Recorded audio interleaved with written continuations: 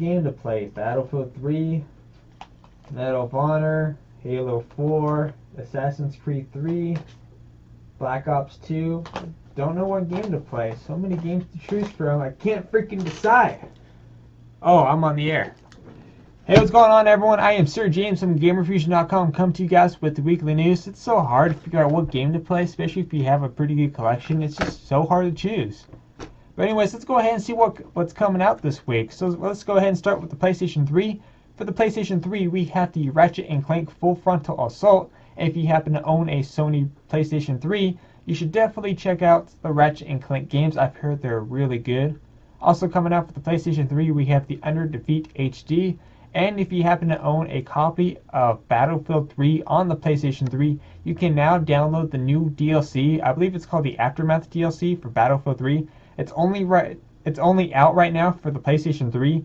If you're on Xbox 360 or PC, you can download the DLC next week, which unfortunately I have the Xbox version, so which means I'm going to have to wait along with my PC version as well. Also, too, coming out for the PC, we have the Baldur's Gate Enhanced Edition, Frozen Hearth, Stronghold. Stronghold is a really good game. Hopefully it's the one I'm thinking about. We have the Close Combat Panthers and Fog, and Minor Wars 2081. Wow, increased in the years already. Also, too, coming out for the Nintendo, we have the Classic Games Overload Card Puzzle Edition, Ario Portal 3DS. Man, so many weird names for these games, really. And then we have the Cloudberry Kingdom for the Wii U. Now, how many of you own the Nintendo Wii U? Raise your hand. Oh, I can't raise my hand because I don't own one, unfortunately. But how many of you own a Wii U, and how is it? I mean, feel free to let me know in the comment section down below. I'm just kind of curious. Do you guys like the Wii U? Do you guys not like it? Are you waiting to get one? Just let me know in the comment section down below. I'm just kind of curious. Get an idea of how many of you want one or already have one, is enjoying it, what games you're currently playing, you know, all that fun stuff. But let's go ahead and get to the rest of the news. Alright, now time to get to the rest of the news. For the rest of the news, it's pretty much going to be featuring the Wii U and Far Cry 3. But let me go ahead and cover the reviews first, then I'll get to the Wii U stuff. So right now at GamerFusion.com there is a review for the Strike 5 PC gaming keyboard and the Roxio HD Pro capture card, which I've heard great things about the Roxio HD Pro gaming capture card. I'm probably going to be getting one hopefully sometime in December. Finger crossed on that one. And of course, there's also a review for a Wii U headset called the Kunai Gaming Headset. Definitely check that out if you're looking to get a headset for the Wii U. Heard some great things about that one. And of course, over at GamerFusion.com for the Wii U stuff, there is a setup guide to how to set up the Roxio capture card, the PVR, the PVR2, and the Blackmagic. All those are capture cards showing you how to hook it up and how it all works. It's real simple to do, to be honest. It's not too complicated, but if you're struggling a bit, GamerFusion is there keeping you guys covered. And of course, too, there's also an unboxing video for the Nintendo Wii U. I know it was kind of late, but they managed to get one up on the site. If you're kind of curious what comes in the box. The one they unboxed on the website is the 32GB one, which is the black one. And to be honest, it looks pretty sweet. I don't own a Wii U, but I sure would like to get my hands on one. And I'm hearing great things about it, like Zombie U and all these other games coming out. But anyways, they unboxed the 32GB one. And in my opinion, if you're looking to get one, or if you're out shopping and get someone one, try to get the 32GB one. Not because it has more memory, but you also get a couple extra accessories, and it comes with the game. So it's worth it, the extra $50, in my opinion. And of course, let's see, what else do we have? Oh yeah, Far Cry 3. Far Cry 3 will be coming out next week, which is going to be so epic. I'm hearing a ton of great things about it. The only thing I hated in Far Cry 2 was the traveling system, because it took you forever to get from point A to point B to each mission. I know they went for a more realistic feel, but I don't think I want to be sitting in, basically playing a game, driving for 30 or 40 minutes to get to my destination. I mean, I don't mind a realistic feel to it, but driving for 30 or 40 minutes to get to my next destination is a kind of a pain in the ass, in my opinion. But I heard they fixed that. They have like a better fast travel for the Far Cry 3. And of course, there's only one thing that kind of bums me out about Far Cry 3, even though I probably won't be able to get my hands on it this year, hopefully next year. But I heard they took out the weapons jam. You know, in Far Cry 2, when you pick up an enemy's weapon, you start firing, then it gets jammed, and you have to unjam the gun and stuff like that. I heard in Far Cry 3, the weapons don't get jammed anymore, which I find that a bummer, or in my opinion, it's a bummer, because I like that more realistic feel. I mean, I prefer that one over the long-ass traveling distances. But that's just my personal opinion. Other than that, I've heard a ton of great things about it. You get the flamethrower and all kinds of unique features about it. But definitely look forward to that. Like I said, if you're in the market, if you're kind of looking for a new exciting game, you should definitely check out Far Cry 3. Hopefully I could try to find it at Redbox in the meantime, since I won't be able to purchase it anytime soon. But we're going to go ahead and see what goes on from there. And of course, too, you know, we got some DLC coming out really soon. Actually, pretty much the month of December, we got all kinds of DLC. You know, obviously for Battlefield 3, the DLC for Aftermath is already out. But if you're on the Xbox 360, such as myself, or on the PC, which I also play on the PC, but we can download the Aftermath DLC next week, in this case next Tuesday, which I look forward to that one. It looks a ton of excitement. I really love how Battlefield 3 DLCs are. And of course, if you have the Premium Edition, or you bought the Battlefield 3 with the Premium Edition, you know, you can look forward to downloading that absolutely free. Another DLC we have coming out in December, which is one of my personal favorite multiplayer shooters this month, you know, next to Battlefield 3, which is for Medal of Honor Warfighter.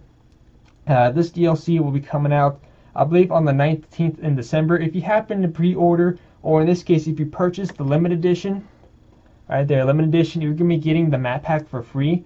Now, I was reading what it comes with, and it only comes with two extra maps, which is unfortunately, I mean, only 2 maps, really? And of course, 14 extra weapon camos. Now, I don't really care about the weapon camos that much. I prefer maybe some more additional weapons or something, but camo weapons, you know, camouflage to put on the weapons, that's a feature I don't really use, to be honest. But it's there. But hey, if you happen to have the limited edition version, you get it for free, because it says right here, you get exclusive Battlefield 4 beta, which I can't wait for Battlefield 4. Hopefully that one's going to be good. The US Seal Sniper Unlock in the Zero Dark 30 map pack, which that's the map pack that's coming out for it. The Zero Dark 30. I've already saw a trailer for it. It actually looks pretty cool. So you get 2 maps, 14 extra weapon camos. Not too bad. At least it's free. I'm not going to complain. If it's free, I don't mind. And of course, too, there's also DLC coming out next month for Halo 4.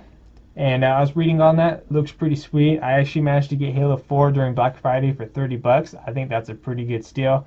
And I can't wait to download the first DLC. I don't have the limited edition, so which means I'm going to have to purchase it. If you don't have the special edition or limited edition, whichever one it was, it's going to cost you about 800 Microsoft points. Not bad. And you know, from what I'm reading on the list, it comes with quite a bit of stuff. So I look forward to that one. I think there's a map pack coming out for Call of Duty Black Ops 2 next month. I don't know. I didn't really check. I'm just taking a guess for that one. And I have not heard anything about Assassin's Creed 3, or at least a map pack yet. But if or whenever they come out with a DLC for it, I'm pretty sure they're going to have a lot of multiplayer stuff. But for the single player stuff, I would love to see an additional missions for the naval combat. The naval combat in this game was freaking awesome. I had a blast in the naval combat, just like with the single player portion or the rest of the game.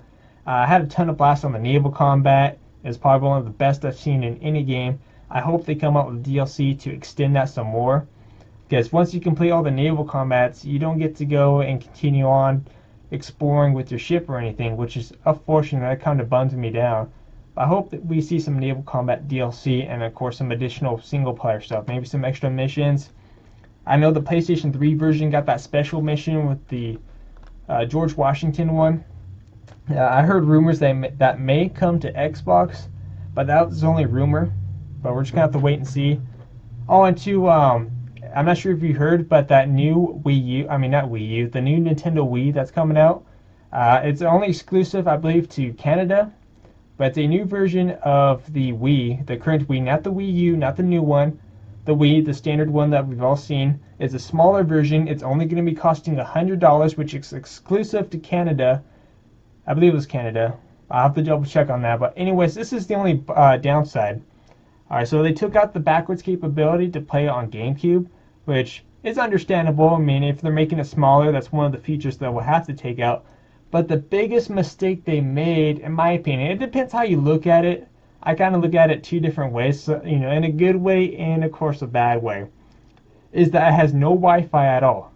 So if you're looking to get a game that has multiplayer in it and you want to play online, and you got that new Nintendo Wii that's $100, you won't be able to play it. You won't be able to play it online because there's no Wi-Fi at all, which means you cannot watch Netflix. You cannot go to the Wii store and download some WiiWare games and stuff like that. You know, like the Super Mario Brothers and things like that. But that's the only downside. For $100, or basically on the good side, for $100, it's a pretty good deal. And if you happen to get it for your child that's just looking to play like the Mario games and stuff like that, you know, none of the multiplayer stuff, then that's a good side of that. But if you want it for the good price, but you're planning also to play multiplayer, it won't work. Anyways, that's it for the weekly news. Fortunately, I do not have a clip of the week for this week, but instead I'm going to leave you guys with the question. What do you guys want this year for Christmas? Let me know in the comment section down below. Anyways, like I said, I am Sir James from GamerFusion.com, and that was your issue of the weekly news.